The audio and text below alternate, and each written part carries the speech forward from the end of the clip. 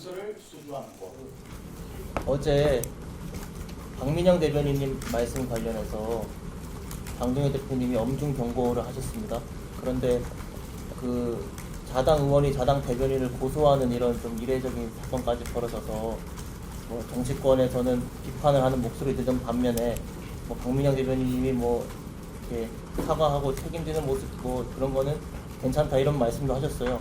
어제 그 상황에 대해서 어떻게 보고 계시는지 앞으로 어떻게 수습해 나갈 것인지 말씀 부탁드리겠습니다. 예,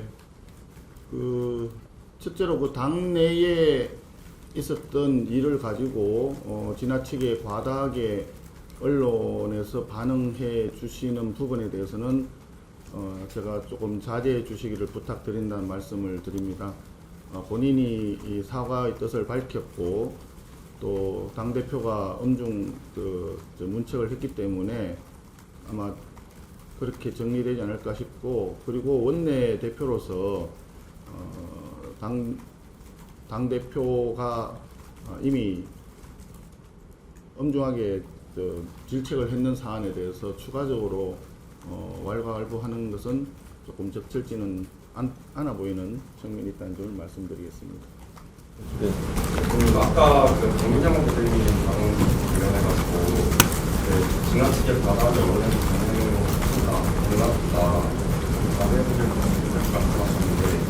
제가 더 이상 부연 설명하는 것 자체가 마치 우리 당 내에 내분이 심각한 것처럼 비춰지기 때문에 이런 부분에 대해서 제가 조심해야 된다는 취지로 말씀을 드린 것이고요. 더 이상 뭐 거기에 대해서는 별다른 설명이 필요 없을 것으로 생각합니다. 그 관련해서 한 가지만 더 여쭤봤으면 하는데, 그 박민영 대변인이 김혜지 의원에 대해서는 장애 비하 발언을 한 거에 대해서 이렇게 엄중 경고하는 정도로 그칠 사안이 아니라 그 당직을 사퇴시켜야 된다는 그런 목소리도 있는데, 그 부분에 또 어떻게 생각하시는지 여쭤보고 싶고, 그렇게 한 이유가 이게 이제 친윤이고 그분이 이제 친한에 대한 저격수여서 그렇게 좀 사실상 반대하게 한 거 아니냐라는 이런 해석들도 있는 것 같아서 어떻게 보시냐 한 말씀. 지금 같은 질문을 계속 하고 있는데요. 이렇게 질문을 하는 것 자체가 왜 국민의힘에서 노력하고 있는 여러 가지 일들 중에서 굳이 자그마한 서로 간의 어떤 내부적인 일을 가지고 이렇게 오랫동안 집착해서 이걸 기사화하려고 하느냐라는 점에서 제가 말씀드린 겁니다.